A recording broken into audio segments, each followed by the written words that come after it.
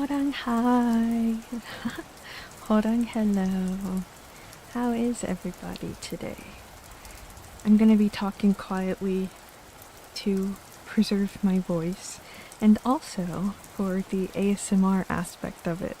So if you need me to turn up my mic, just let me know. Today we are going to do a story time.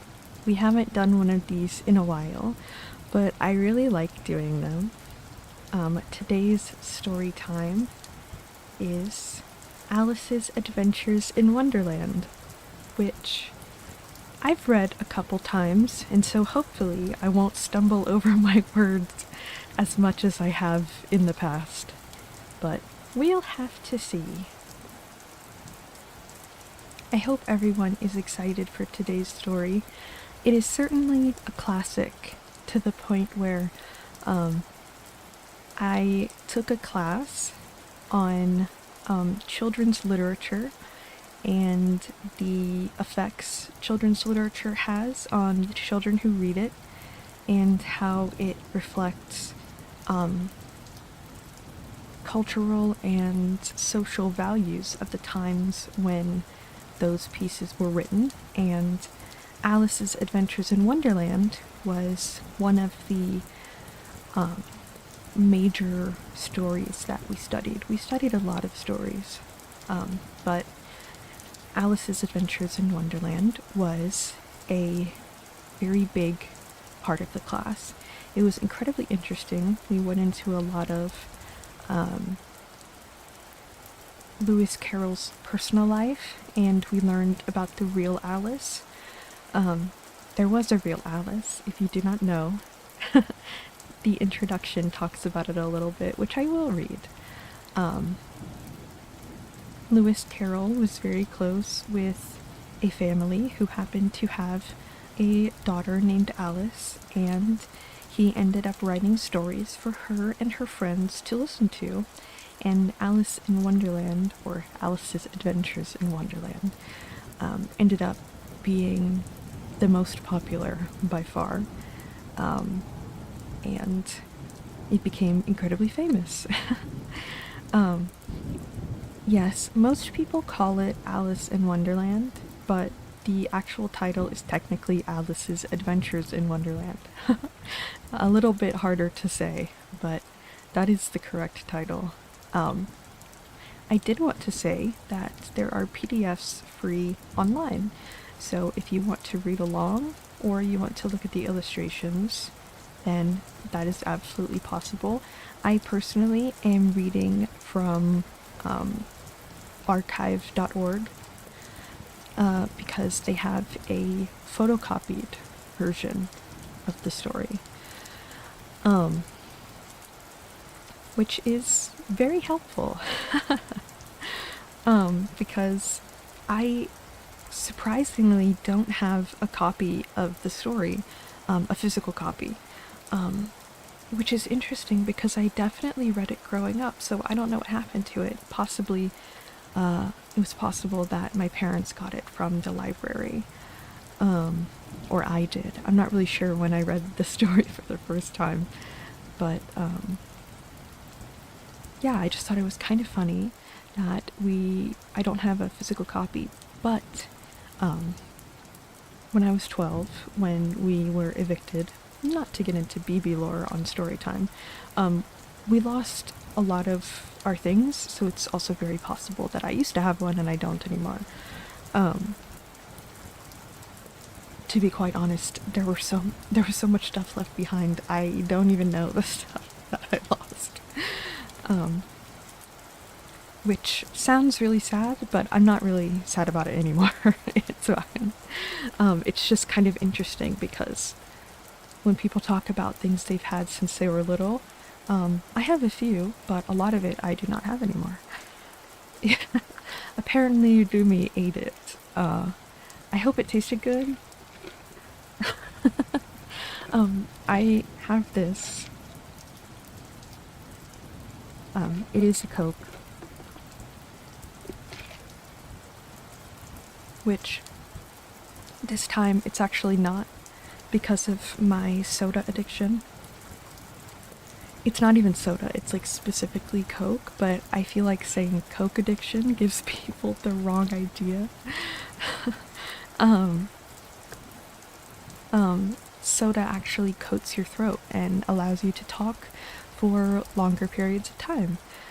I don't have any tea right now, so I couldn't use tea, so I used the next best thing.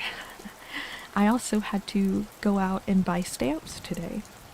So I went to the pharmacy, bought stamps, and then got myself food on the way back because I am so tired and we don't really have any food in the house that's able to be cooked right now.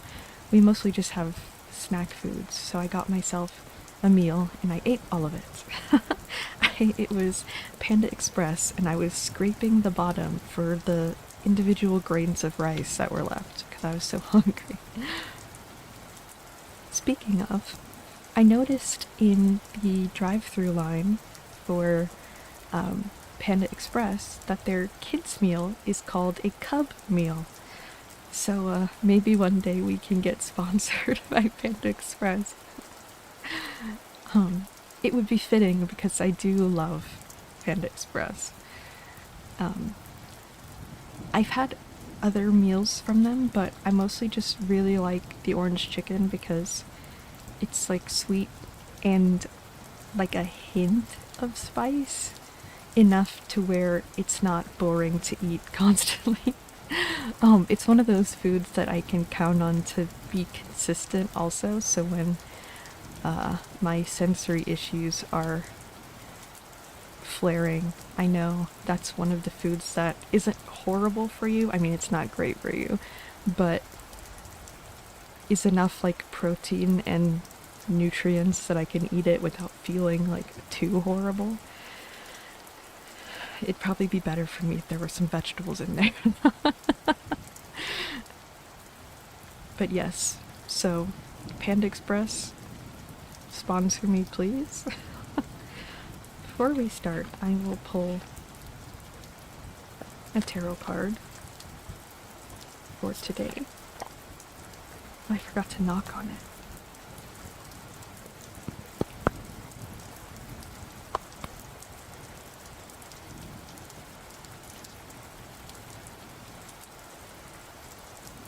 I used to send pictures of the tarot card of the day in the Discord, but I stopped just because, oh my goodness, I dropped cards everywhere. Just because, I don't know why it's hard for me to remember to take a picture and send the tarot card of the day. But I do want people to be able to know what the tarot card of the day is. So I'm thinking I will just start sending what the card is and not a picture, because for some reason the picture is very hard for me to remember, but I'm always on Discord directly after stream, so I think that will be easier for me to remember. Well, there isn't a card that's popping out, so I might just need to pull one. Oh, just kidding.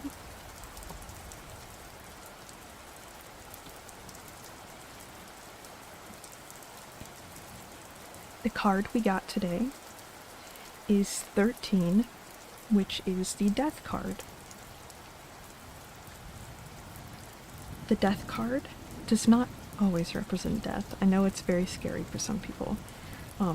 It is honestly pretty rare that it represents death, actual death. The Death card represents the end of a cycle. It represents change, but it also represents, oh my goodness, the beginning of a new cycle. If you hear dogs barking in the background, I am very sorry. That is one of the noises I cannot control, unfortunately. And currently there are chihuahuas screaming on the floor below me. I wish I could do something, but I cannot. Yes, yo, I agree. Interesting to get that while reading Alice in Wonderland, especially because the transition from childhood to adulthood is very different depending on the time period, the culture you're in. And that is one thing we talked about a lot with stories like Alice in Wonderland. Alice in Wonderland helped create this idea that there is this whimsical, imaginative world of childhood, and a lot of adults sort of yearn for this wonderland that they experienced as a child. And it's very interesting to see how that is portrayed in other kinds of media. But I would like to point out that regardless of how much Wonderland represents childhood, it was written by an adult. All of that imagination came from someone who was grown up. So you do not need to lose your Wonderland and your imagination as you grow. It will be there for you. All you have to do is hold on to it. One more drink before I start.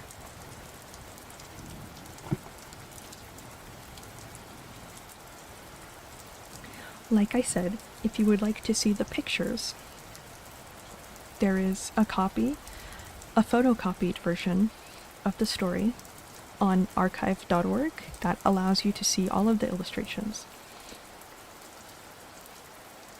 Okay. Let us begin.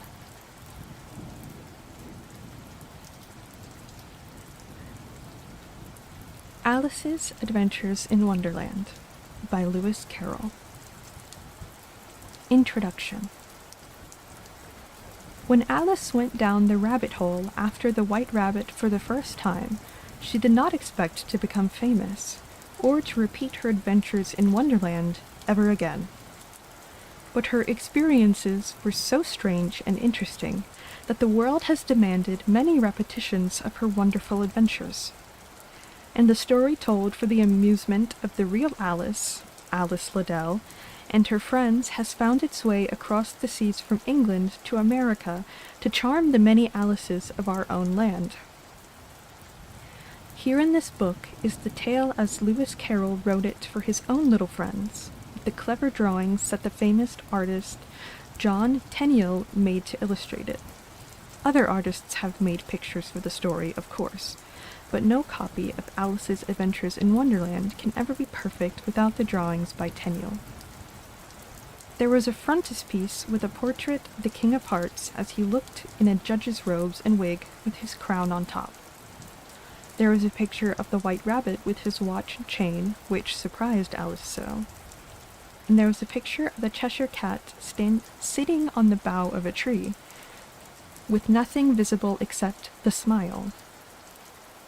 Then there are all the other charming pictures that Tenniel drew so that you, gentle readers, could see the sights and characters that Alice saw. Now the author of this story, Lewis Carroll, had another name. It was long and dignified, Charles Lutwidge Dodgson. He wrote other books, too, besides this tale of Alice's Adventures in Wonderland. But they are not half so interesting, to you at least. One is called A Syllabus of Plain Algebraical Geometry, and it is all about figures and numbers. For Lewis Carroll was a mathematician, and he knew what is called higher mathematics. When he was not telling Alice and her friends these entertaining stories of Wonderland, he was telling older people how to work difficult mathematical problems and how to understand them. As the Duchess might say, and the moral to this is, study arithmetic and maybe someday you will write a wonderful tale like the one that Lewis Carroll wrote for his young friends in Alice's Adventures in Wonderland. Introduction done by W. Montgomery Major. All in the golden afternoon, full leisurely we glide, for both our oars with little skill by little arms are plied, while little hands make vain pretense our wanderings to guide. Ah, cruel three, in such an hour, beneath such dreamy weather, to beg a tale of breath too weak to stir the tiniest feather, yet what can one poor voice avail against three tongues together? Imperious Prima flashes forth her edict to begin it. In gentler tone, Secunda hopes there will be nonsense in it, while Tertia interrupts the tale not more than once a minute. Anon to sudden silence won, in fancy they pursue the dream child moving through a land of wonders wild and new, in friendly chat with bird or beast, and half believe it's true. And ever as the story drained the wells of fancy dry, and faintly strove that weary one to put the subject by, the rest next time, it is next time, the happy voices cry. Thus grew the tale of Wonderland, thus slowly, one by one, its quaint events were hammered out, and now the tale is done. And home we steer, a merry crew, beneath the setting sun.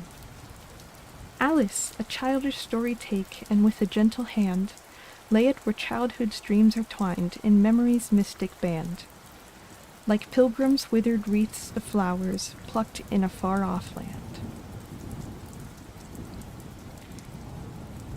My mouth is already getting dry.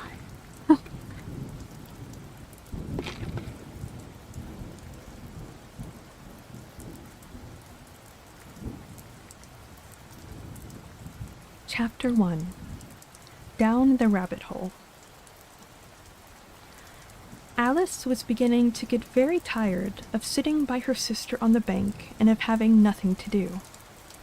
Once or twice she had peeped into the book her sister was reading, but it had no pictures or conversations in it.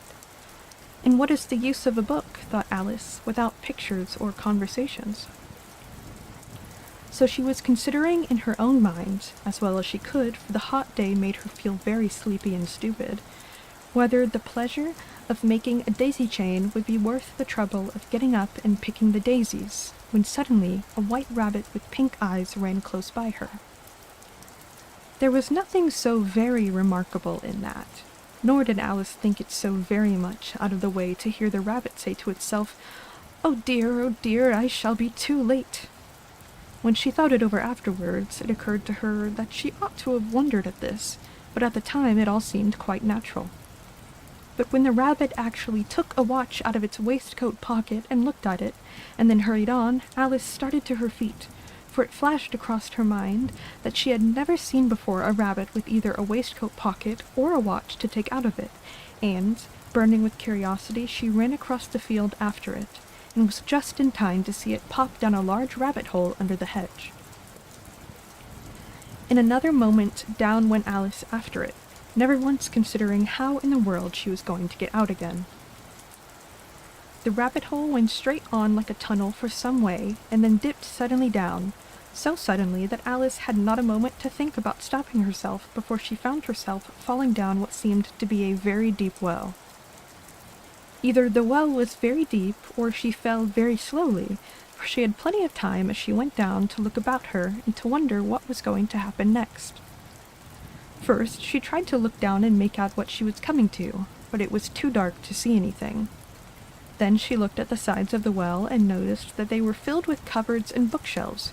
Here and there she saw maps and pictures hung upon pegs. She took down a jar from one of the shelves as she passed. It was labeled Orange Marmalade, but to her great disappointment it was empty. She did not like to drop the jar for fear of killing somebody underneath, so she managed to put it on one of the cupboards as she fell past it. "Well," thought Alice to herself, "after such a fall as this, I shall think nothing of tumbling downstairs. How brave they'll all think me at home! Why, I wouldn't say anything about it, even if I fell off the top of the house," which was very likely true. Down, down, down. Would the fall never come to an end? "I wonder how many miles I've fallen by this time," she asked aloud. "It must be getting somewhere near the center of the earth. Let me see. That would be 4,000 miles down, I think." For, you see, Alice had learnt several things of this sort in her lessons in the schoolroom, and thought this was not a very good opportunity for showing off her knowledge, as there was no one to listen to her. Still, it was good to practice, to say it over. "Yes, that's about the right distance.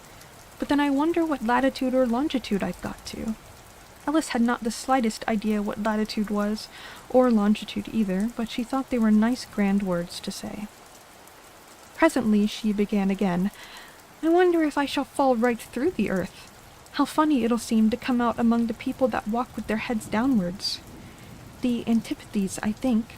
She was rather glad there was no one listening this time, as it didn't sound at all the right word. "But I shall have to ask them what the name of the country is, you know. Please, ma'am, is this New Zealand or Australia?" And she tried to curtsy as she spoke. Fancy curtsying as you're falling through the air. Do you think you could manage it? And what an ignorant little girl she'll think me for asking. No, it'll never do to ask. Perhaps I shall see it written up somewhere. Down, down, down. There was nothing else to do, so Alice soon began talking again. Dinah'll miss me very much tonight, I should think." Dinah was the cat. "I hope they'll remember her saucer of milk at tea time. Dinah, my dear, I wish you were down here with me. There are no mice in the air, I'm afraid, but you might catch a bat, and that's very like a mouse, you know. But do cats eat bats, I wonder?" And here Alice began to get rather sleepy, and went on saying to herself, in a dreamy sort of way, "Do cats eat bats? Do cats eat bats? And sometimes, do bats eat cats?" For, you see, as she couldn't answer either question, it didn't much matter which way she put it. She felt that she was dozing off, and had just begun to dream that she was walking hand in hand with Dinah, and was saying to her very earnestly, "Now, Dinah, tell me the truth. Do you ever eat a bat?" When suddenly, thump, thump, down she came upon a heap of sticks and dry leaves, and the fall was over. Alice was not a bit hurt, and she jumped up onto her feet in a moment. She looked up, but it was all dark overhead. Before her was another long passage, and the white rabbit was still in sight, hurrying down it. There was not a moment to be lost. Away went Alice like the wind, and was just in time to hear it say, as it turned a corner, "Oh, my ears and whiskers, how late it's getting!" She was close behind it when she turned the corner, but the rabbit was no longer to be seen. She found herself in a long, low hall, which was lit up by a row of lamps hanging from the roof. There were doors all around the hall, but they were all locked, and when Alice had been all the way down one side and up the other, trying every door, she walked sadly down the middle, wondering how she was ever to get out again. Suddenly she came upon a little three-legged table, all made of solid glass.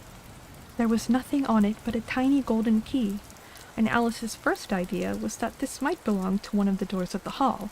But alas! Either the locks were too large or the key was too small, but at any rate it would not open any of them.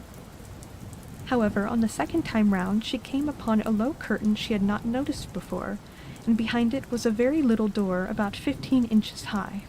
She tried the golden key in the lock, and to her great delight it fit.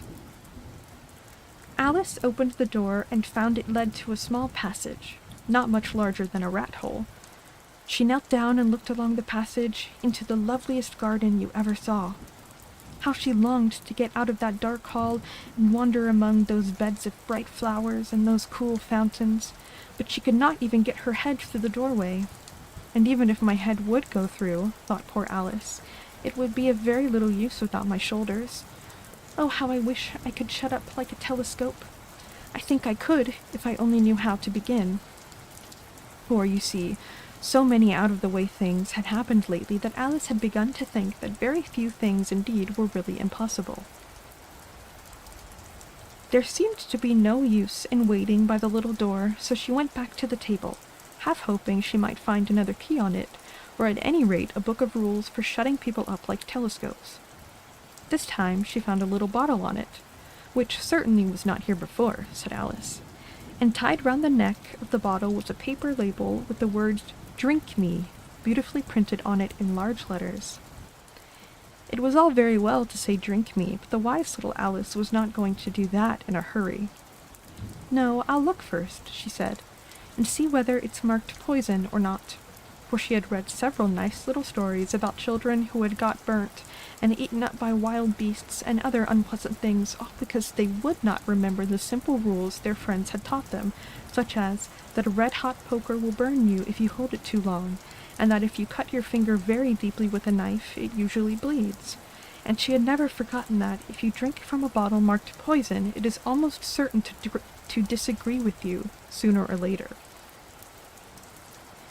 However, this bottle was not marked poison, so Alice ventured to taste it, and finding it very nice, it had, in fact, a sort of mixed flavor of cherry tart, custard, pineapple, roast turkey, toffee, and butter toast, she very soon finished it off.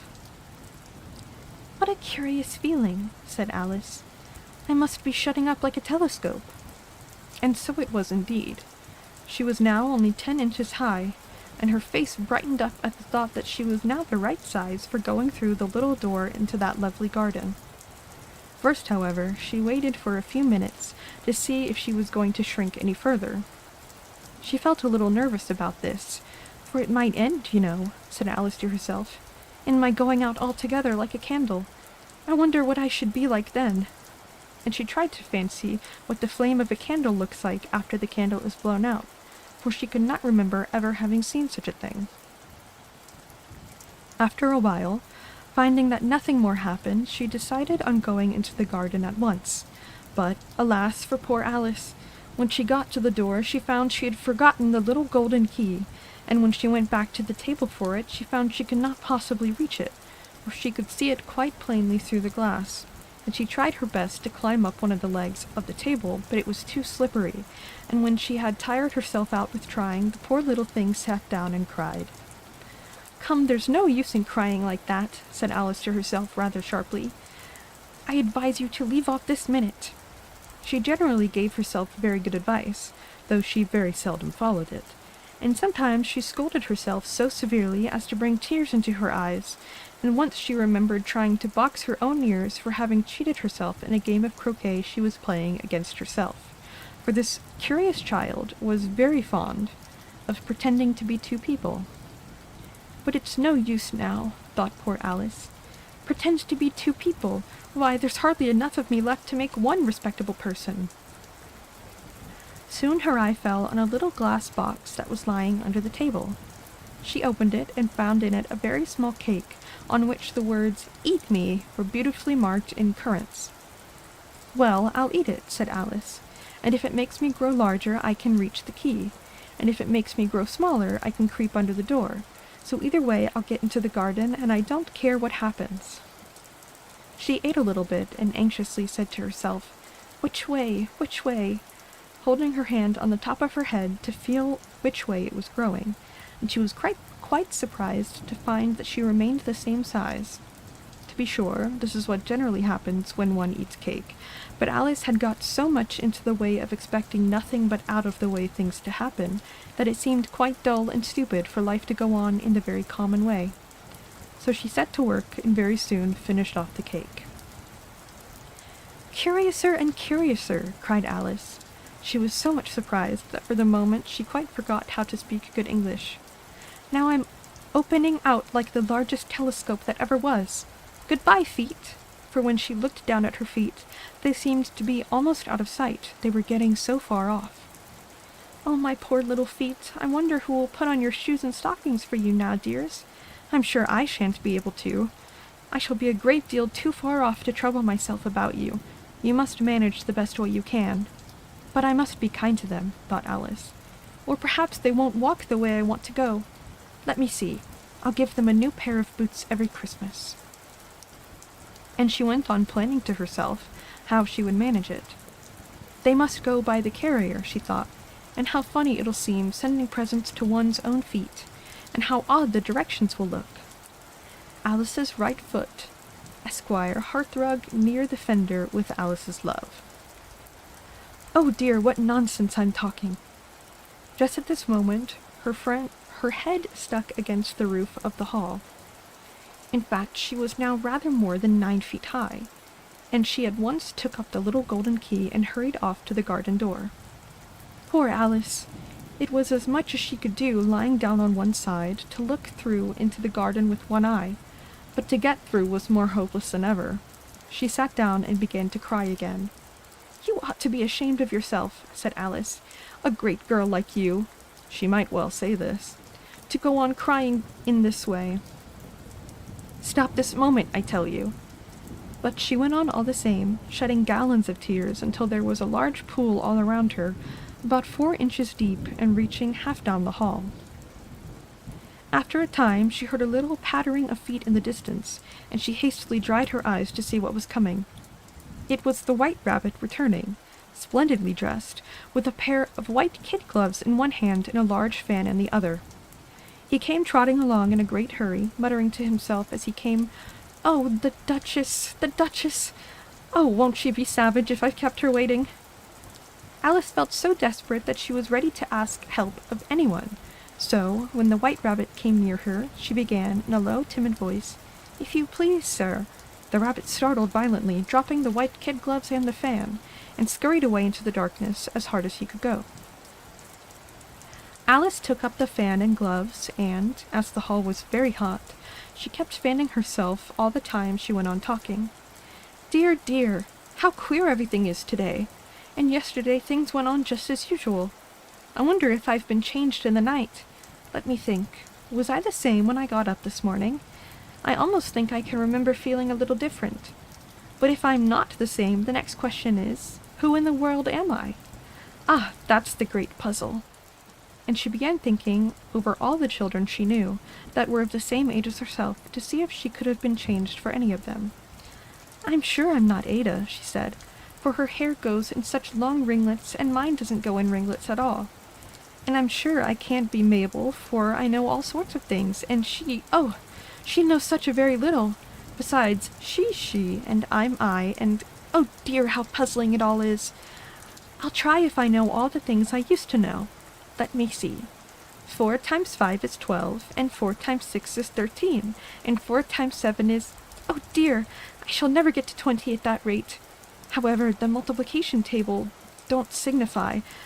Let's try geography. London is the capital of Paris, and Paris is the capital of Rome, and Rome... No, that's all wrong, I'm certain. I must have been changed for Mabel. I'll try and say, how doth the little... And she crossed her hands on her lap, as if she were saying lessons, and began to repeat it. But her voice sounded hoarse and strange, and the words did not come the same as they used to. How doth the little crocodile improve his shining tail, and pour the waters of the Nile on every golden scale? How cheerfully he seems to grin, how neatly spreads his claws, and welcomes little fishes in with gently smiling jaws. "I'm sure those are not the right words," said poor Alice, and her eyes filled with tears again as she went on. "I must be Mabel after all, and I shall have to go and live in that poky little house, and have next to no toys to play with, and ever so many lessons to learn. No, I've made up my mind about it. If I'm Mabel, then I'll stay down here. It'll be no use their putting their heads down and saying, 'Come up again, dear.' I shall only look up and say, 'Who am I then? Tell me that first, and then, if I like being that person, I'll come up. If not, I'll stay down here till I'm somebody else. But, oh dear," cried Alice with a sudden burst of tears, "I do wish they would put their heads down. I am so very tired of being all alone down here." As she said this, she looked down at her hands and was surprised to see that she had put on one of the rabbit's little white kid gloves while she was talking. "How can I have done that?" she thought. "I must be growing small again." She got up and went to the table to measure herself by it, and found that, as nearly as she could guess, she was now about 2 feet high, and was going on shrinking rapidly. She soon found out that the cause of this was the fan she was holding, and she dropped it hastily just in time to save herself from shrinking away altogether. "That was a narrow escape," said Alice, a good deal frightened at the sudden change, but very glad to find herself still in existence. "And now for the garden." And she ran with all speed back to the little door. But alas! The little door was shut again, and the little golden key was lying on the glass table as before. "And things are worse than ever," thought the poor child, "for I never was so small as this before, never, and I declare it's too bad that it is." As she said these words, her foot slipped, and in another moment, splash! She was up to her chin in salt water. Her first idea was that she had fallen into the sea, and in that case I can go back by railway, she said to herself.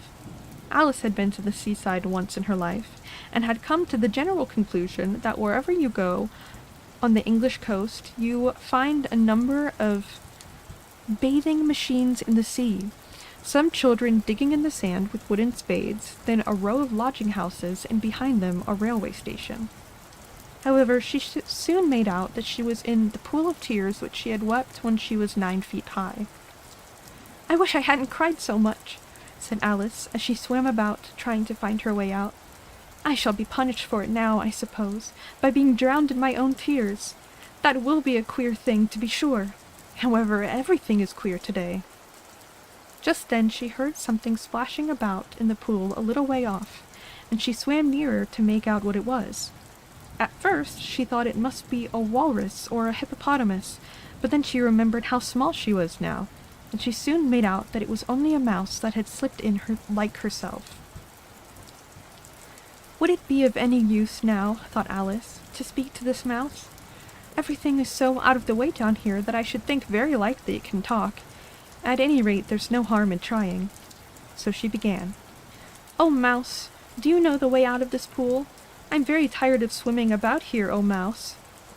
Alice thought this must be the right way of speaking to a mouse.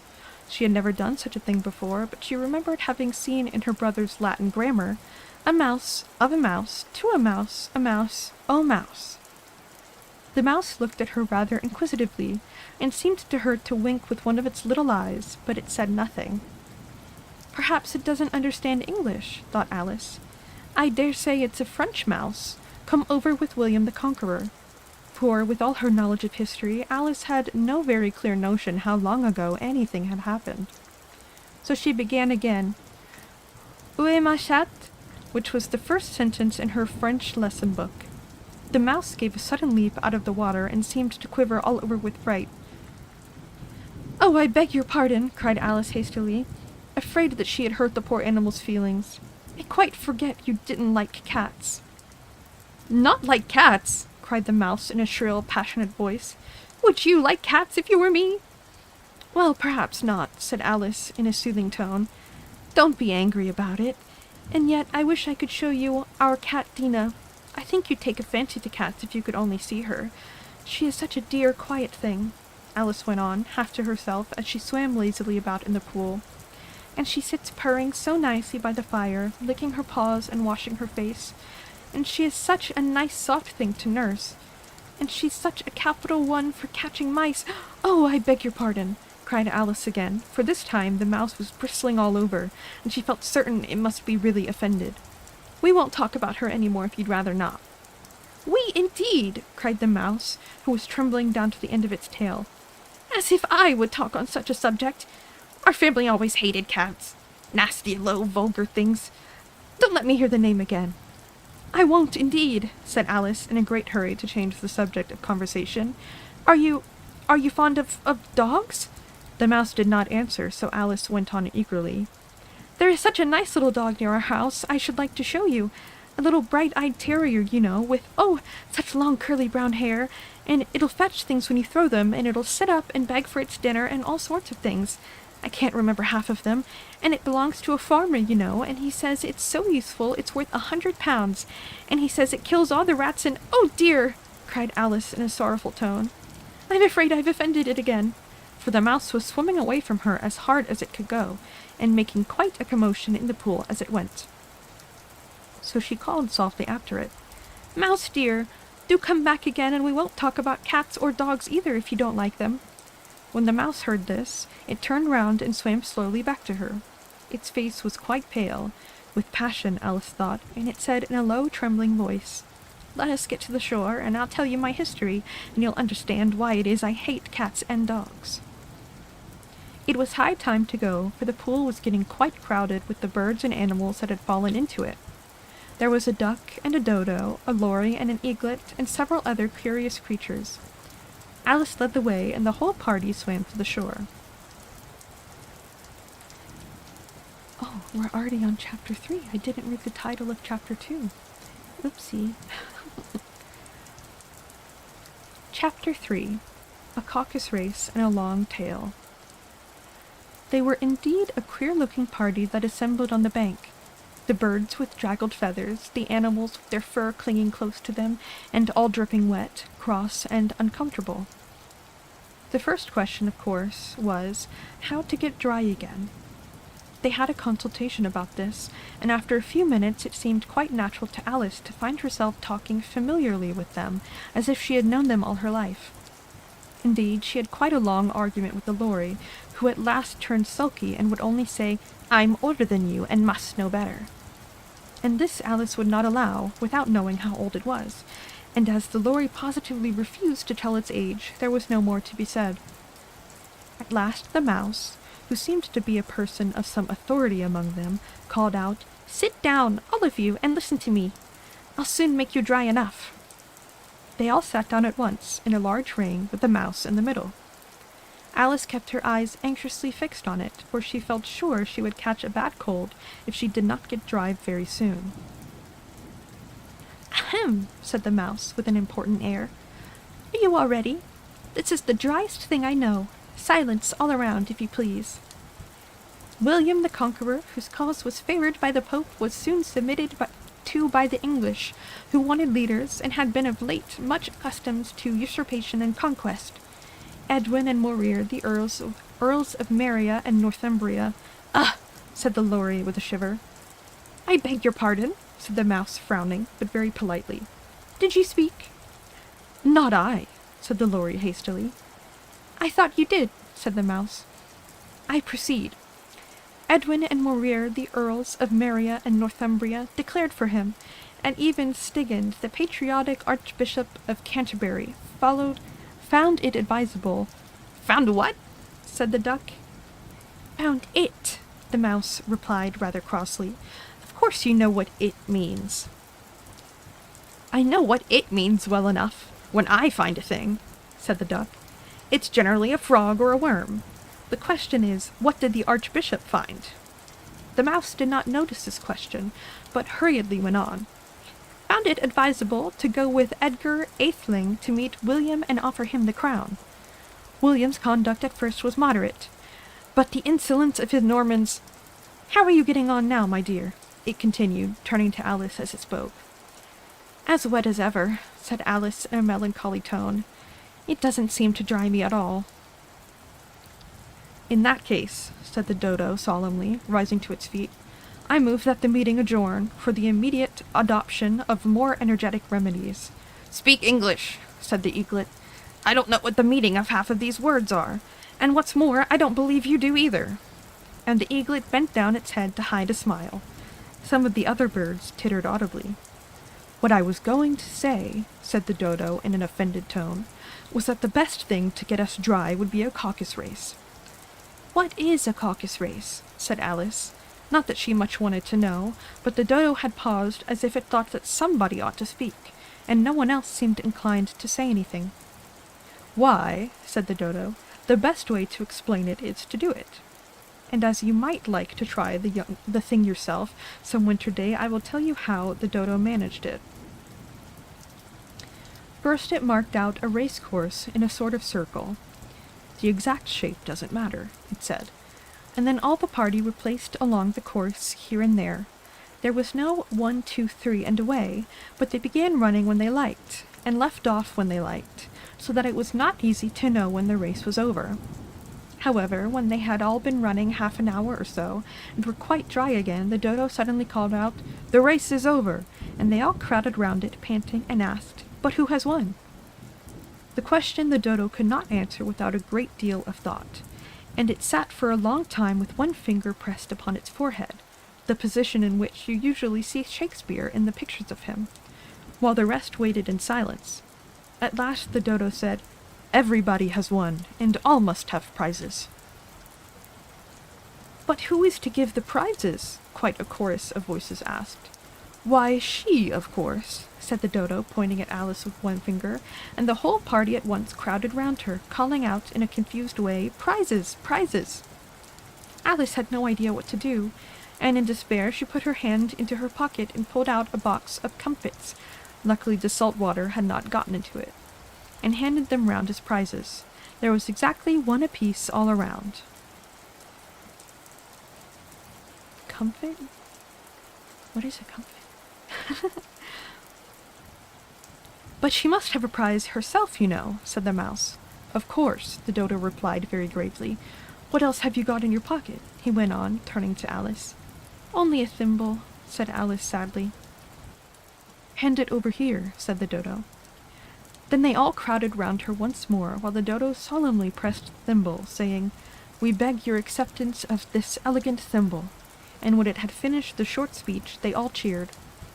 Alice thought the whole thing very absurd, but they all looked so grave that she did not dare to laugh, and as she could not think of anything to say, she simply bowed and took the thimble, looking as solemn as she could. The next thing was to eat the comfits. This caused some noise and confusion, as the large birds complained that they could not taste theirs, and the small ones choked and had to be patted on the back. However, it was over at last, and they sat down again in a ring, and begged the mouse to tell something more. "You promised to tell me your history, you know," said Alice. "And why is it you hate C and D?" she added in a whisper, half afraid that it would be offended again. "Mine is a long and a sad tale," said the mouse, turning to Alice and sighing. "It is a long tale, certainly," said Alice, looking down with wonder at the mouse's tail. "But why do you call it sad?" And she kept on puzzling about it while the mouse was speaking, so that her idea of the tale was something like this. Fury said to a mouse that he met in the house, "Let us both go to law. I will prosecute you. Come, I'll take no denial. We must have a trial, for really this morning I've nothing to do." So the mouse said the mouse to the... This is written very small. Said the mouse to the cur, "Such a trial, dear sir, with no jury or judge would be wasting our breath." "I'll be judge, I'll be jury," said cunning old Fury. "I'll try the whole cause and condemn you to death." I would like to show how this is written. It will make sense that I'm confused when you see how this is written.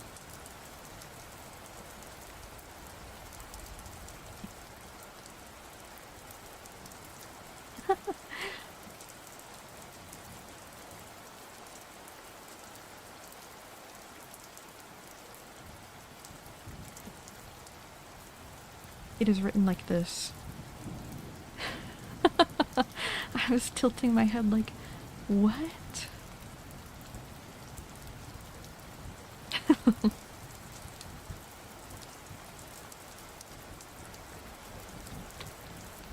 "You are not attending," said the mouse to Alice severely. "What are you thinking of it?" "I beg your pardon," said Alice very humbly. "But you had got to the 5th bend, I think." "I had not," cried the mouse, sharply and very angrily. "A knot," said Alice, always ready to make herself useful, and looking anxiously about her. "Oh, do let me help to undo it." "I shall do nothing of the sort," said the mouse, getting up and walking away. "You insult me by talking such nonsense." "I didn't mean it," pleaded poor Alice, "but you're so easily offended, you know." The mouse only growled in reply. "Please come back and finish your story," Alice called after it, and the others all joined in chorus. "Yes, please do," but the mouse only shook its head impatiently and walked a little quicker. "What a pity it wouldn't stay," sighed the lory, as soon as it was quite out of sight. And an old crab took the opportunity of saying to her daughter, "Ah, my dear, let this be a lesson to you never to lose your temper." "Hold your tongue, Ma," said the young crab a little snappishly. "You're enough to try the patience of an oyster." "I wish I had our Dina here, I know I do," said Alice aloud, addressing nobody in particular. "She'd soon fetch it back." "And who is Dina, if I might venture to ask the question?" said the lory. Alice replied eagerly, for she was always ready to talk about her pet. "Dina's our cat, and she's such a capital one for catching mice. You can't think. And oh, I wish you could see her after the birds. Why, she'll eat a little bird as soon as look at it." The speech caused a remarkable sensation among the party. Some of the birds hurried off at once. One old magpie began wrapping itself up very carefully, remarking, "I really must be getting home. The night air doesn't suit my throat."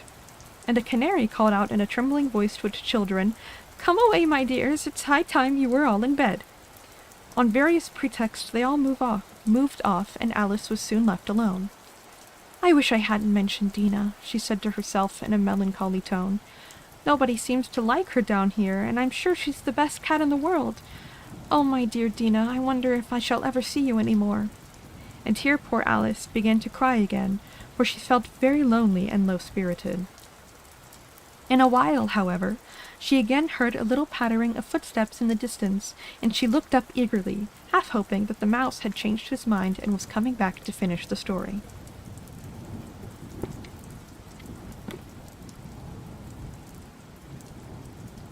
I'm losing my voice.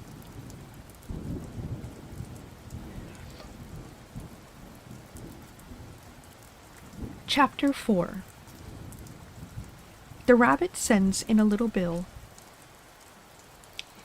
It was the White Rabbit, trotting slowly back again and looking anxiously about as it went, as if it had lost something, and she heard it muttering to itself, the Duchess, oh my dear paws, oh my fur and whiskers, she'll get me executed as sure as ferrets are ferrets. Where can I have dropped them, I wonder?" Alice guessed in a moment that it was looking for the fan and the pair of white kid gloves, and she very good-naturedly began hunting about for them, but they were nowhere to be seen. Everything seemed to have changed since her swim in the pool, and the great hall, with the glass table and the little door, had vanished completely. Very soon the rabbit noticed Alice, as she went hunting about, and called out to her in an angry tone, "Why, Mary Ann, what are you doing out here? Run home this moment and fetch me a pair of gloves and a fan. Quick now!" And Alice was so much frightened that she ran off at once in the direction it pointed, without trying to explain the mistake that it had made. "He took me for his housemaid," she said to herself as she ran. "How surprised he'll be when he finds out who I am. But I'd better take him his fan and gloves." Oh my goodness, the dog's downstairs. "But I'd better take him his fan and gloves, that is, if I can find them." As she said this, she came upon a neat little house, on the door of which was a bright brass plate with the name W. Rabbit engraved upon it. She went in without knocking and hurried upstairs, in great fear lest she should meet the real Mary Ann and be turned out of the house before she had found the fan and gloves. "How queer it seems," Alice said to herself, "to be going messages for a rabbit. I suppose Dina will be sending me on messages next." And she began fancying the sort of thing that would happen. "Miss Alice, come here directly and get ready for your walk." "Coming in a minute, nurse, but I've got to watch this mouse hole till Dina comes back, and see that the mouse doesn't get out. Only I don't think," Alice went on, "that they'd let Dina stop in the house if it began ordering people around like that." By this time she had found her way into a tidy little room with a table in the window, and on it, as she had hoped, a fan and 2 or 3 pairs of tiny white kid gloves. She took up the fan and a pair of the gloves, and was just going to leave the room when her eye fell upon a little bottle that stood near the looking-glass. There was no label this time with the words "Drink me," but nevertheless she uncorked it and put it to her lips. "I know something interesting is sure to happen," she said to herself, "whenever I eat or drink anything, so I'll just see what this little bottle does. I do hope it'll make me grow large again, for really I'm quite tired of being such a tiny little thing." It did so, indeed, and much sooner than she had expected. Before she had drunk half the bottle, she found her head pressing against the ceiling, and had to stoop to save her neck from being broken. She hastily put down the bottle, saying to herself, "That's quite enough. I hope I shan't grow any more. As it is, I can't get out the door. I do wish I hadn't drunk quite so much." Alas, it was too late to wish that. She went on growing and growing, and very soon had to kneel down on the floor. In another minute there was not even room for this, and she tried the effect of lying down with one elbow on the door and the other arm curled round her head. Still she went on growing, and, as a last resource, she put one arm out the window and one foot up the chimney, and said to herself, "Now I can do no more. Whatever happens, what will become of me?" Luckily for Alice, the little magic bottle had now had its full effect, and she grew no larger. Still it was very uncomfortable, and, as there seemed to be no sort of chance for her ever getting out of the room again, no wonder she felt unhappy. It was much pleasanter at home, thought poor Alice, when one wasn't always growing larger and smaller and being ordered around by mice and rabbits. I almost wished I hadn't gone down that rabbit hole. And yet, it's rather curious, this sort of life. I do wonder what can have happened to me. When I used to read fairy tales, I fancied that kind of thing never happens, and now here I am in the middle of one. There ought to be a book written about me, that there ought. And when I grow up, I'll write one. But I'm grown up now, she added in a sorrowful tone. At least there's no room to grow up any more here. But then, thought Alice, shall I never get any older than I am now? That'll be a comfort, one way. Never to be an old woman. But then, always to have lessons to learn. Oh, I shouldn't like that. Oh, you foolish Alice, she answered herself. How can you learn lessons in here? Why, there's hardly room for you, and no room at all for any lesson books. And so she went on, taking first one side and then the other, and making quite a conversation of it altogether. But after a few minutes she heard a voice outside and stopped to listen. "Mary Ann! Mary Ann!" said the voice. "Fetch me my gloves this moment!" Then came a little pattering of feet on the stairs. Alice knew it was the rabbit coming to look for her, and she trembled till she shook the house, quite forgetting that she was now about 1,000 times as large as the rabbit, and had no reason to be afraid of it. Presently the rabbit came up to the door and tried to open it, but as the door opened inwards, and Alice's elbow was pressed hard against it, that attempt proved a failure. Alice heard it say to itself, "Then I'll go round and get in that window." "That you won't," thought Alice, and after waiting till she fancied she heard the rabbit just under the window, she suddenly spread out her hand and made a snatch in the air. She did not get hold of anything, but she heard a little shriek and a fall, and a crash of broken glass, from which she concluded that it was just possible it had fallen into a cucumber frame or something of the sort. Next came an angry voice, the rabbit's. "Pat! Pat! Where are you?" And then a voice she had never heard before. "Sure then I'm here, digging for apples, your honor." "Digging for apples indeed," said the rabbit angrily. "Here, come here and help me out of this." There were sounds of more broken glass. "Now tell me, Pat, what's that in the window?" "Sure it's an arm, your honor." He pronounced it arum. "Sure it's an arum, your honor." "An arm, you goose! Whoever saw one that size? Why, it fills the whole window."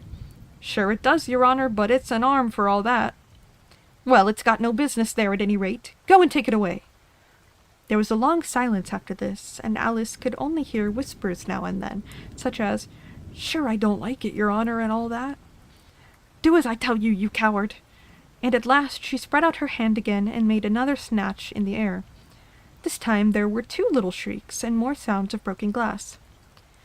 "What a number of cucumber frames there must be," thought Alice. "I wonder what they'll do next. As for pulling me out of the window, I only wish they could. I'm sure I don't want to stay in here any longer." She waited for some time without hearing anything more. At last came a rumbling of little cartwheels and the sound of a good many voices all together. She made out the words, "Where's the other ladder? Why, I hadn't to bring but one. Bill's got the other. Bill! Fetch it here, lad. Here, put 'em up at this corner. No, tie 'em together first. They don't reach half high enough. Oh, they'll do well enough. Don't be particular. Here, Bill, catch hold of this rope. Will the roof bear? Mind that loose slate. Oh, it's coming down. Heads below!" There was a loud crash. "Now who did that? It was Bill, I fancy. Who's to go down the chimney? Nay, I shan't. You do it. That I won't, then. Bill's got to go down. Here, Bill, the master says you've got to go down the chimney." "Oh, so Bill's got to come down the chimney, has he?" said Alice to herself. "Why, they seem to put everything upon Bill. I wouldn't be in Bill's place for a good deal. This fireplace is narrow, to be sure, but I think I can kick a little." She drew her foot as far down the chimney as she could, and waited till she heard a little animal, she couldn't guess of what sort it was, scratching and scrambling about in the chimney close above her. Then, saying to herself, "This is Bill," she gave one sharp kick and waited to see what would happen next. The first thing she heard was a general chorus of, "There goes Bill!" and then the rabbit's voice alone, "Catch him, you by the hedge!" Then silence, and then another confusion of voices. "Hold up his head. Brandy now, don't choke him. How was it, old fellow? What happened to you? Tell us all about it." Last came a little feeble squeaking voice. "That's Bill," thought Alice. "Well, I hardly know. No more, thank ye, I'm better now. But I'm a deal too flustered to tell you. All I know is something comes at me like a jack-in-the-box, and up I go like a skyrocket." "So you did, old fellow," said the others. "We must burn the house down," said the rabbit's voice, and Alice called out as loud as she could, "If you do, I'll set Dina at you." There was a dead silence instantly, and Alice thought to herself, "I wonder what they will do next. If they had any sense, they'd take the roof off." After a minute or two, they began moving about again, and Alice heard the rabbit say, "A barrowful will do to begin with." "A barrowful of what?" thought Alice, but she had not long to doubt, for the next moment a shower of little pebbles came rattling in at the window, and some of them hit her in the face. "I'll put a stop to this," she said to herself, and shouted out, "You'd better not do that again!" which produced another dead silence. Alice noticed with some surprise that the pebbles were all turning into little cakes as they lay on the floor, and a bright idea came into her head. "If I eat one of these cakes," she thought, "it's sure to make some change in my size, and as it can't possibly make me any larger, it must make me smaller, I suppose." So she swallowed one of the cakes, and was delighted to find that she began shrinking directly. As soon as she was small enough to get through the door, she ran out of the house, and found quite a crowd of little animals and birds waiting outside. The poor little lizard, Bill, was in the middle, being held up by 2 guinea pigs, who were giving it something out of a bottle. They all made a rush at Alice the moment she appeared, but she ran off as hard as she could, and soon found herself in a thick wood. "The first thing I've got to do," said Alice to herself, as she wandered about in the wood, "is to grow to my right size again, and the second thing is to find my way into that lovely garden. I think that will be the best plan." It sounded an excellent plan, no doubt, and very neatly and simply arranged. The only difficulty was that she had not the smallest idea how to set about it. And while she was peering about anxiously among the trees, a little sharp bark just over her head made her look up in a great hurry. An enormous puppy was looking down at her with large round eyes, and feebly stretching out one paw, trying to touch her. "Poor little thing," said Alice in a coaxing tone, and she tried hard to whistle to it, but she was terribly frightened all the time at the thought that it might be hungry, in which case it would be very likely to eat her up in spite of all her coaxing. Hardly knowing what she did, she picked up a little bit of stick and held it out to the puppy, whereupon the puppy jumped into the air, off all its feet at once, with a yelp of delight, and it rushed at the stick, and made believe to worry it. Then Alice dodged behind a great thistle to keep herself from being run over, and, the moment she appeared on the other side, the puppy made another rush at the stick, and tumbled head over heels in its hurry to get hold of it. Then Alice, thinking it was very like having a game of play with a cart horse, and expecting every moment to be trampled under its feet, ran round the thistle again. Then the puppy began a series of short charges at the stick, running a very little way forwards each time and a long way back, and barking hoarsely all the while, till at last it sat down a good way off, panting, with its tongue hanging out of its mouth, and its great eyes half shut. This seemed to Alice a good opportunity for making her escape, so she set off at once and ran till she was quite tired and out of breath, until the puppy's bark sounded quite faint in the distance. "And yet what a dear little puppy it was," said Alice as she leant against a buttercup to rest herself, and fanned herself with one of its leaves. "I should have liked teaching it tricks very much, if I'd only been the right size to do it. Oh dear, I'd nearly forgotten that I've got to grow up again. Let me see. How is it to be managed? I suppose I ought to eat or drink something or other. The great question is, what?" The great question certainly was, what? Alice looked all around her at the flowers and the blades of grass, but she could not see anything that looked like the right thing to eat or drink under the circumstances. There was a large mushroom growing near her, about the same height as herself, and when she had looked under it and on both sides of it and behind it, it occurred to her that she might as well look and see what was on top of it. She stretched herself up on tiptoe and peeped over the edge of the mushroom, and her eyes immediately met those of a large blue caterpillar that was sitting on top with its arms folded, quietly smoking a long hookah and taking not the smallest notice of her or anything else. I need to drink before the next chapter.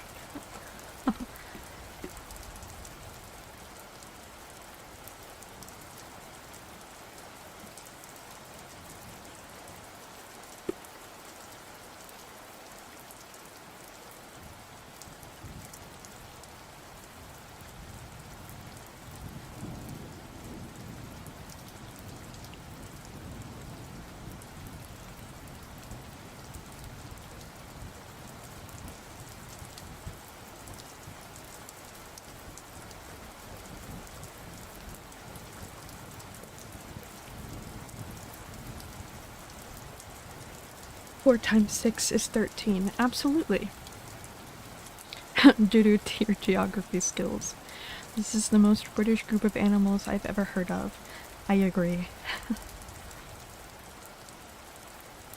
Alice is so relatable with her cat.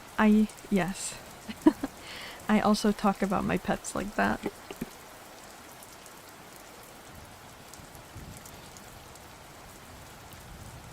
Other than getting tongue-tied and my voice going, the main downside to storytime streams is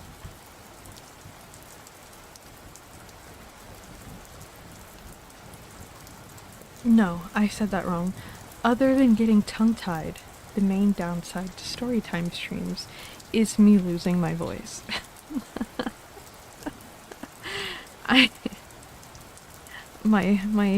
My brain to mouth filter isn't working very well.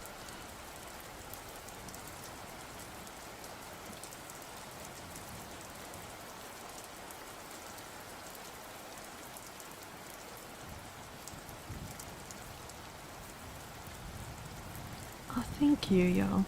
I try my best to make the reading interesting, but sometimes I find it difficult to enunciate and also not get tongue-tied.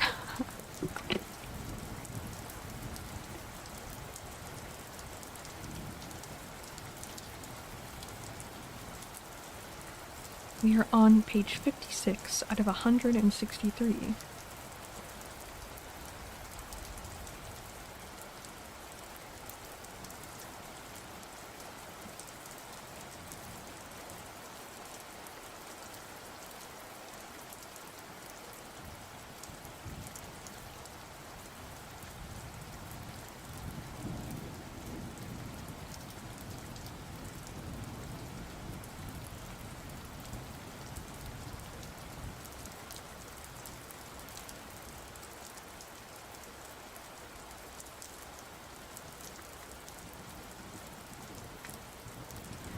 Sorry, I was coughing.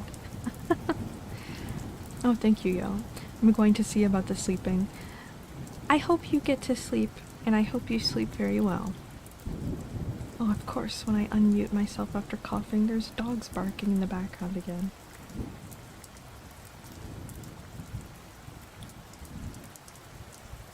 Okay.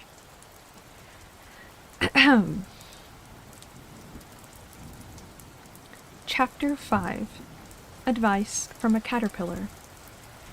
The caterpillar and Alice looked at each other for some time in silence. At last, the caterpillar took the hookah out of its mouth and addressed her in a languid, sleepy voice. "Who are you?" said the caterpillar. This was not an encouraging opening for a conversation. Alice replied, rather shyly, I hardly know, sir, just at present. At least I know who I was when I got up this morning, but I think I must have been changed several times since then."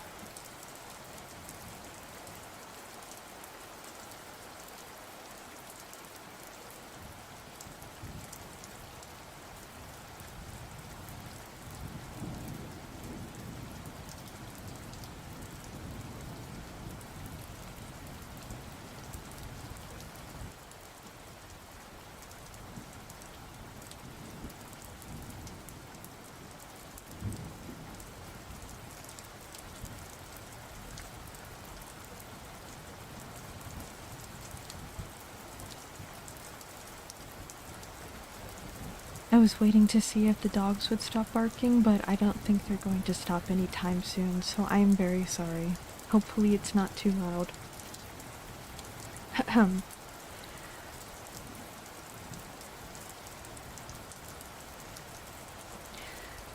I will repeat the last sentence. This was not an encouraging opening for a conversation. Alice replied rather shyly, I hardly know, sir, just at present. At least, I know who I was when I got up in the morning, but I think I must have been changed several times since then. What do you mean by that? Said the caterpillar sternly. Explain yourself. I can't explain myself, I'm afraid, sir, said Alice, because I'm not myself, you see. I don't see, said the caterpillar. I'm afraid I can't put it more clearly, Alice replied very politely, for I can't understand it myself to begin with, and being so many different sizes in a day is very confusing. It isn't, said the caterpillar. Well, perhaps you haven't found it so yet, said Alice, but when you have to turn into a chrysalis, you will someday, you know, and then after that into a butterfly, I should think you'll feel a little queer, won't you? Not a bit, said the caterpillar. Well, perhaps your feelings may be different, said Alice. All I know is it would feel very queer to me. You, said the caterpillar contemptuously. Who are you? Which brought them back again to the beginning of the conversation. Alice felt a little irritated at the caterpillars making such very short remarks, and she drew herself up and said very gravely, I think you ought to tell me who you are first. Why? Said the caterpillar. Here was another puzzling question, and, as Alice could not think of any good reason, and as the caterpillar seemed to be in a very unpleasant state of mind, she turned away. Come back, the caterpillar called after her. I've something important to say. This sounded promising, certainly. Alice turned and came back again. Keep your temper, said the caterpillar. Is that all? Said Alice, swallowing down her anger as well as she could. No, said the caterpillar. Alice thought she might as well wait, as she had nothing else to do, and perhaps, after all, it might tell her something worth hearing. For some minutes it puffed away without speaking, but at last it unfolded its arms, took the hookah out of its mouth again, and said, So you think you're changed, do you? I'm afraid I am, sir, said Alice. I can't remember things as I used, and I don't keep the same size for 10 minutes together. Can't remember what things, said the caterpillar. Well, I've tried to say, how doth the little busy bee, but it all came different, Alice replied in a very melancholy voice. Repeat, you are old, Father William, said the caterpillar. Alice folded her hands and began. You are old, Father William, the young man said, and your hair has become very white, and yet you incessantly stand on your head. Do you think at your age it is right? In my youth, Father William replied to his son, I feared it might injure the brain, but now that I'm perfectly sure I have none, why, I do it again and again. You are old, said the youth, as I mentioned before, and have grown most uncommonly fat. Yet you turned a back somersault in the door. Pray, what is the reason of that? In my youth, said the sage, as he shook his grey locks, I kept all of my limbs very supple. By the use of this ointment, 1 shilling the box, allow me to sell you a couple. You are old, said the youth, and your jaws are too weak for anything tougher than suet. Yet you finished the goose with the bones and the beak. Pray, how did you manage to do it? In my youth, said his father, I took to the law, and argued each case with my wife. And the muscular strength which it gave to my jaw has lasted the rest of my life. You are old, said the youth. One would hardly suppose that your eye was as steady as ever. Yet you balanced an eel on the end of your nose. What made you so awfully clever? I have answered 3 questions, and that is enough, said his father. Don't give yourself airs. Do you think I can listen all day to such stuff? Be off, or I'll kick you downstairs. That is not said right, said the caterpillar. Not quite right, I'm afraid, said Alice timidly. Some of the words have got altered. It is wrong from beginning to end, said the caterpillar decidedly, and there was silence for some minutes.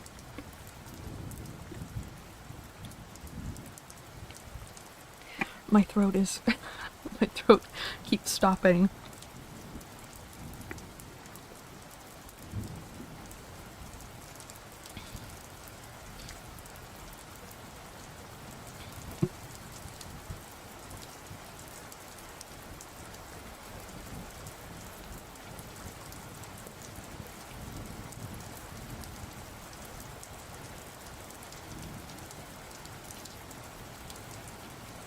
I can't tell if I'm losing my voice or if I'm just having sinus issues because it's hard to swallow. Anyway.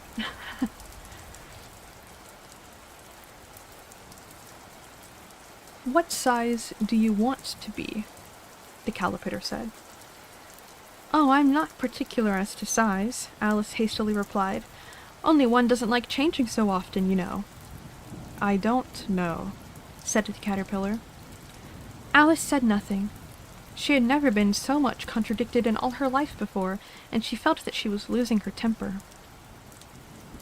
Are you content now? Said the caterpillar. Well, I should like to be a little larger, sir, if you wouldn't mind, said Alice. 3 inches is such a wretched height to be. It is a very good height indeed, said the caterpillar angrily, rearing itself upright as it spoke. It was exactly 3 inches high. But I'm not used to it, pleaded poor Alice in a piteous tone, and she thought to herself, I wish the creatures wouldn't be so easily offended. You'll get used to it in time, said the caterpillar, and it put the hookah into its mouth and began smoking again. This time Alice waited patiently until it chose to speak again. In a minute or two the caterpillar took the hookah out of its mouth and yawned once or twice and shook itself.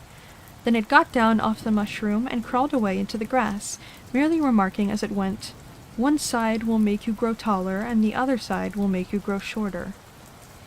One side of what? The other side of what? Thought Alice to herself. Of the mushroom, said the caterpillar, just as if she had asked it aloud, and in another moment it was out of sight.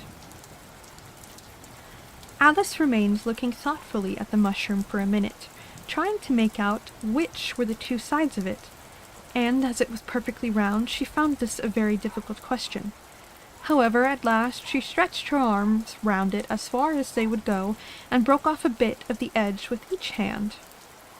And now which is which? She said to herself, and nibbled a little of the right hand bit to try the effect. The next moment she felt a violent blow underneath her chin. It had struck her foot! She was a good deal frightened by this very sudden change, but she felt there was no time to be lost, as she was shrinking rapidly, so she set to work at once to eat some of the other bit. Her chin was pressed so closely against her foot that there was hardly room to open her mouth, but she did it at last and managed to swallow a morsel of the left-hand bit. Come, my head's free at last, said Alice in a tone of delight, which changed into alarm in another moment, when she found that her shoulders were nowhere to be found. All she could see when she looked down was an immense length of neck, which seemed to rise like a stalk out of the sea of green leaves that lay far below. What can all that green stuff be? Said Alice. And where have my shoulders got to? And oh, my poor hands, how is it I can't see you? She was moving them about as she spoke, but no result seemed to follow, except a little shaking among the distant green leaves. As there seemed to be no chance of getting her hands up to her head, she tried to get her head down to them, and was delighted to find that her neck would bend about easily in any direction, like a serpent.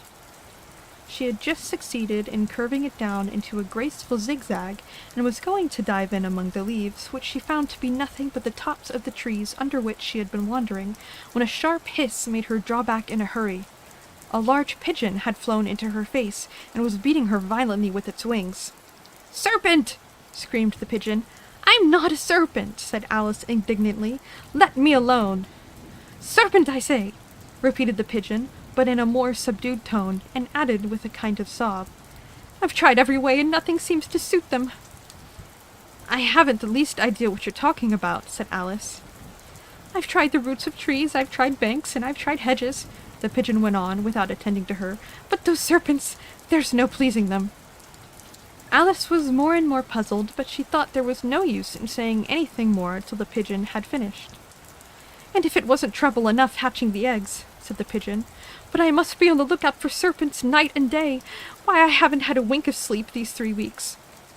I'm very sorry you've been annoyed, said Alice, who was beginning to see its meaning. And just as I'd taken the highest tree in the wood, continued the pigeon, raising its voice to a shriek, and just as I was thinking I should be free of them at last, they must needs come wriggling down from the sky. Ugh, serpents! But I'm not a serpent, I tell you, said Alice. I'm a... Well, what are you? Said the pigeon. I can see you're trying to invent something. I'm a little girl, said Alice, rather doubtfully, as she remembered the number of changes she had gone through that day. A likely story, indeed, said the pigeon in a tone of the deepest contempt. I've seen a good many little girls in my time, but never one with such a neck as that. No, you're a serpent, and there's no use denying it. I suppose you'll be telling me next that you've never tasted an egg. I have tasted eggs, certainly, said Alice, who was a very truthful child, but little girls eat eggs quite as much as serpents do, you know. I don't believe it, said the pigeon, but if they do, why, they're a kind of serpent, and that's all I can say. This was such a new idea to Alice that she was quite silent for a minute or two, which gave the pigeon the opportunity of adding, You're looking for eggs, I know that well enough, and what does it matter to me whether you're a little girl or a serpent? It matters a good deal to me, said Alice hastily, but I'm not looking for eggs as it happens, and if I was, I shouldn't want yours. I don't like them raw. Well, be off then, said the pigeon in a sulky tone as it settled down again into its nest. Alice crouched down among the trees as well as she could, for her neck kept getting entangled among the branches, and every now and then she had to stop and untwist it. After a while she remembered that she still held the pieces of mushroom in her hands, and she set to work very carefully, nibbling first at one and then at the other, and growing sometimes taller and sometimes shorter, until she had succeeded in bringing herself down to her usual height. It was so long since she had been anything near the right size that it felt quite strange at first, but she got used to it in a few minutes, and began talking to herself as usual. Come, there's half my plan done now. How puzzling all these changes are. I'm never sure what I'm going to be from one minute to another. However, I've got back to my right size. The next thing is to get into that beautiful garden. How is that to be done, I wonder? As she said this, she came suddenly upon an open place, with a little house in it about 4 feet high. Whoever lives here, thought Alice. It'll never do to come upon them this size. Why, I should frighten them out of their wits. She began nibbling at the right-hand bit, and did not venture to go near the house till she had brought herself down to 9 inches high.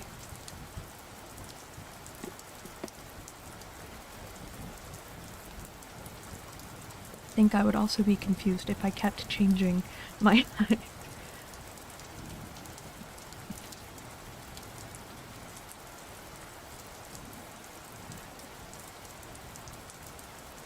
Chapter 6.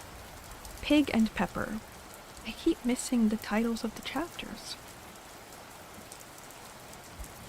For a minute or two she stood looking at the house and wondering what to do next, when suddenly a footman in livery came running out of the woods. Livery?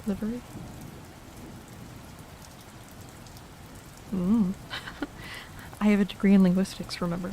I think it's really funny when I don't know words, considering I did 4 years for that degree. Anyway. She considered him to be a footman because he was in livery. Otherwise, judging by his face only, she would have called him a fish. And rapped loudly at the door with his knuckles. It was opened by another footman in livery with a round face and large eyes like a frog. and both footmen, Alice noticed, had powdered hair that curled all over their heads. She felt very curious to know what it was all about, and crept a little way out of the wood to listen. The fish footman began by producing from under his arm a great letter nearly as large as himself, and this he handed over to the other, saying in a solemn tone, "For the Duchess, an invitation from the Queen to play croquet." The frog footman repeated, in the same solemn tone, only changing the order of the words a little, "From the Queen, an invitation for the Duchess to play croquet." Then they bowed low, and their curls got entangled together. Alice laughed so much at this that she had run back into the wood, for fear of them hearing her, and when she next peeped out the fish footman was gone, and the other was sitting on the ground near the door, staring stupidly up into the sky. Alice went timidly up to the door and knocked. "There's no sort of use in knocking," said the footman, "and that for 2 reasons. First, because I'm on the same side of the door as you are. Secondly, because they're making such a noise inside no one could possibly hear you." And certainly there was a most extraordinary noise going on within, a constant howling and sneezing, and every now and then a great crash, as if dish or kettle had been broken to pieces. "Please then," said Alice, "how am I to get in?" "There might be some sense in your knocking," said the footman. The footman went on, without attending to her, "if we had the door between us. For instance, if you were inside, you might knock, and I could let you out, you know." He was looking up into the sky all the time he was speaking, and this Alice thought decidedly uncivil. "But perhaps he can't help it," she said to herself. "His eyes are so very nearly at the top of his head. But at any rate he might answer questions. How am I to get in?" she repeated aloud. "I shall sit here," the footman remarked, "till tomorrow." At this moment the door of the house opened, and a large plate came skimming out, straight at the footman's head. It just grazed his nose, and broke to pieces against one of the trees behind him. "Or next day, maybe," the footman continued in the same tone, exactly as if nothing had happened. "How am I to get in?" Alice asked again in a louder tone. "Are you to get in at all?" said the footman. "That's the first question, you know." It was no doubt, only Alice did not like to be told so. "It's really dreadful," she muttered to herself, "the way all creatures argue. It's enough to drive one crazy." The footman seemed to think this was a good opportunity for repeating his remark with variations. "I shall sit here," he said, "on and off, for days and days." "But what am I to do?" said Alice. "Anything you like," said the footman, and began whistling. "Oh, there's no use talking to him," said Alice desperately. "He's perfectly idiotic." And she opened the door and went in. The door led right into a large kitchen, which was full of smoke from one end to the other. The Duchess was sitting on a 3-legged stool in the middle, nursing a baby. The cook was leaning over the fire, stirring a large cauldron which seemed to be full of soup. "There's certainly too much pepper in that soup," Alice said to herself, as well as she could, for sneezing. There was certainly too much of it in the air.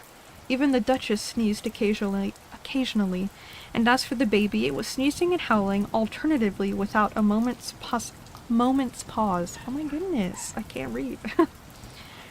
The only 2 creatures in the kitchen that did not sneeze were the cook and a large cat which was sitting on the hearth and grinning from ear to ear.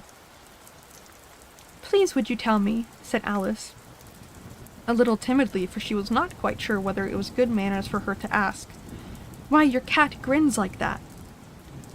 "It's a Cheshire cat," said the Duchess, "and that's why. Pig!" She said the last word with such sudden violence that Alice quite jumped, but she saw in another moment that it was addressed to the baby and not to her, so she took courage and went on again. "I didn't know that Cheshire cats always grinned. In fact, I didn't know that cats could grin." "They all can," said the Duchess, "and most of 'em do." "I don't know of any that do," said Alice very politely, feeling quite pleased to have got into a conversation. "You don't know much," said the Duchess, "and that's a fact." Alice did not at all like the tone of this remark, and thought it would be as well to introduce some other subject of conversation. While she was trying to fix on one, the cook took the cauldron of soup off the fire, and at once set to work throwing everything within her reach at the Duchess and the baby. The fire irons came first, then followed a shower of saucepans, plates, and dishes. The Duchess took no notice of them, even when they hit her, and the baby was howling so much already that it was quite impossible to say whether the blows hurt it or not. "Oh, please mind what you're doing," cried Alice, jumping up and down in an agony of terror. "Oh, there goes his precious nose!" as an unusually large saucepan flew close by and very nearly carried it off. "If everyone minded their own business," said the Duchess in a hoarse growl, "the world would go round a deal faster than it does." "Which would not be an advantage," said Alice, who felt very glad to get an opportunity of showing off a little of her knowledge. "Just think what work it would make with the day and night. You see, the Earth takes 24 hours to turn round on its axis." "Talking of axes," said the Duchess, "chop off her head!" Alice glanced rather anxiously at the cook to see if she meant to take the hint, but the cook was busily stirring the soup, and seemed not to be listening, so she went on again. 24 hours, I think, or is it 12? Oh, don't bother me," said the Duchess. "I never could abide figures." And with that she began nursing her child again, singing a sort of lullaby to it as she did so, and giving it a violent shake at the end of every line. "Speak roughly to your little boy, and beat him when he sneezes. He only does it to annoy, because he knows it teases." The cook and baby joined in for the chorus. "Wow, wow, wow!" While the Duchess sang the second verse of the song, she kept tossing the baby violently up and down, and the poor little thing howled so that Alice could hardly hear the words. "I speak severely to my boy, I beat him when he sneezes, for he can thoroughly enjoy the pepper when he pleases." Wow, wow, wow! "Here, you may nurse it a bit if you like," said the Duchess to Alice, flinging the baby at her as she spoke. "I must go and get ready to play croquet with the Queen." And she hurried out of the room. The cook threw a frying pan after her as she went, but it just missed her. Alice caught the baby with some difficulty, as it was a queer-shaped little creature and held out its arms and legs in all directions, just like a starfish, thought Alice. The poor little thing was snorting like a steam engine when she caught it, and kept doubling itself up and straightening itself out again, so that altogether, for the first minute or two, it was as much as she could do to hold it. As soon as she had made out the proper way of nursing it, which was to twist it up in a sort of knot and then keep tight hold of its right ear and left foot, so as to prevent undoing itself, she carried it out into the open air. "If I don't take this child away with me," thought Alice, "they're sure to kill it in a day or two. Wouldn't it be murder to leave it behind?" She said the last words out loud, and the little thing grunted in reply. It had left off sneezing this time.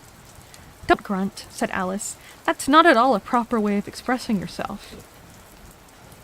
The baby grunted again, and Alice looked very anxiously into its face to see what was the matter with it. There could be no doubt that it had a very turn-up nose, much more like a snout than a real nose. Also, its eyes were getting extremely small. For a baby. Altogether, Alice did not like the look of the thing at all. But perhaps it was only sobbing, she thought, and looked into its eyes again to see if there were any tears. No, there were no tears. "If you're going to turn into a pig, my dear," said Alice seriously, "I'll have nothing more to do with you. Mind now!" The poor little thing sobbed again, or grunted, it was impossible to say which, and they went on for some time in silence. Alice was just beginning to think to herself, "Now what am I to do with this creature when I get home?" when it grunted again so violently that she looked down into its face in some alarm. This time there could be no mistake about it. It was neither more nor less than a pig, and she felt that it would be quite absurd for her to carry it any further. So she sat down the little creature, and felt quite relieved to see it trot away quietly into the wood. "If it had grown up," she said to herself, "it would have been a dreadfully ugly child, but it makes rather a handsome pig, I think." And she began thinking over other children she knew, who might do very well as pigs, and was just saying to herself, if one only knew the right way to change them, when she was a little startled by seeing the Cheshire Cat sitting on a bough of a tree a few yards away. The cat only grinned when it saw Alice. It looked good-natured, she thought. Still, it had very long claws and a great many teeth, so she felt it ought to be treated with respect. Cheshire Puss, she began, rather timidly, as she did not know at all whether it would like the name. However, it only grinned a little wider. Come, it's pleased so far, thought Alice as she went on. Would you tell me, please, which way I ought to walk from here? That depends a good deal on where you want to get to, said the cat. I don't much care where, said Alice. Then it doesn't matter which way you walk, said the cat. So long as I get somewhere, Alice added as an explanation. Oh, you're sure to do that, said the cat, if you only walk long enough. Alice felt that this could not be denied, so she tried another question. What sort of people live about here? In that direction, the cat said, waving its right paw around, lives a hatter, and in that direction, waving the other paw, lives a March hare. Visit either you like. They're both mad. But I don't want to go among mad people, Alice remarked. Oh, you can't help that, said the cat. We're all mad here. I'm mad. You're mad. How do you know I'm mad? Said Alice. You must be, said the cat, or you wouldn't have come here. Alice didn't think that proved it at all. However, she went on. And how do you know that you're mad? To begin with, said the cat, a dog's not mad. You grant that?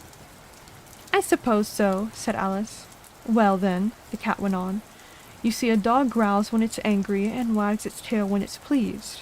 Now I growl when I'm pleased, and wag my tail when I'm angry. Therefore, I'm mad. I call it purring, not growling, said Alice. Call it what you like, said the cat. Do you play croquet with the Queen today? I should like it very much, said Alice, but I haven't been invited yet. You'll see me there, said the cat, and vanished. Alice was not much surprised at this. She was getting so well used to queer things happening. While she was still looking at the place where it had been, it suddenly appeared again. By the by, what became of the baby? Said the cat. I'd nearly forgotten to ask. It turned into a pig, Alice answered very quietly, just as if the cat had come back in a natural way. I thought it would, said the cat, and vanished again. Alice waited a little, half expecting to see it again, but it did not appear, and after a minute or two she walked on in the direction in which the March hare was said to live. I've seen hatters before, she said to herself. The March hare will be much the most interesting, and perhaps, as this is May, it won't be raving mad, at least not so mad as it was in March. As she said this, she looked up, and there was the cat again, sitting on a branch of a tree. Did you say pig or fig? Said the cat. I said pig, replied Alice, and I wish you wouldn't keep appearing and vanishing so suddenly. You make one quite giddy. All right, said the cat, and this time it vanished quite slowly, beginning with the end of its tail and ending with the grin, which remained some time after the rest of it had gone. Well, I've often seen a cat without a grin, thought Alice, but a grin without a cat. It's the most curious thing I ever saw in all my life. She had not gone much further before she came in sight of the house of the March hare. She thought it must be the right house, because the chimneys were shaped like ears and the roof was thatched with fur.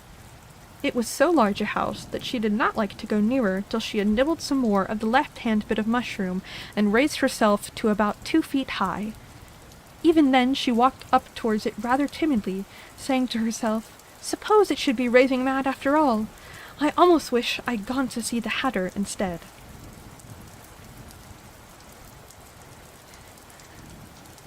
I unfortunately think that is all I can read today because I am very rapidly losing my voice. But we are at the halfway point. The book is about 163 pages long. We are on page 86. I said about because it probably varies depending on the version. But we will come back to this very soon. I might be able to finish the book. Oh my goodness. I might be able to finish it sometime this weekend. I might be able to add another stream to finish it, but if I cannot do that, then we will finish it. Oh my goodness. We will finish it at the beginning of next week if I cannot work to do it this weekend. But yes, I am afraid that if I continue reading, I will completely lose my voice. So we will save the second half for the next stream. I was thinking we could probably get it done in one stream, but unfortunately my throat is not allowing me to do that. I have, of course, to have an illness that makes me constantly dehydrated. So, very unfortunate that that is something I deal with when I like reading so much. But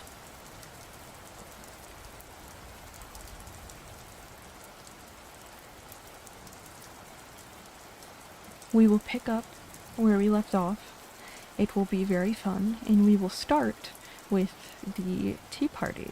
So we'll get to meet even more characters next time, and we will finally meet the Mad Hatter and the March Hare, but very exciting things to come. I hope you guys enjoyed this beginning half of Alice's Adventures in Wonderland. I love storytime streams. I want to do more of them. The only problem is so many of the stories I love are copyrighted. So we have to stick with classics because unofficial audiobooks for copyrighted works would not be very good for the health of the channel. We'd probably get banned.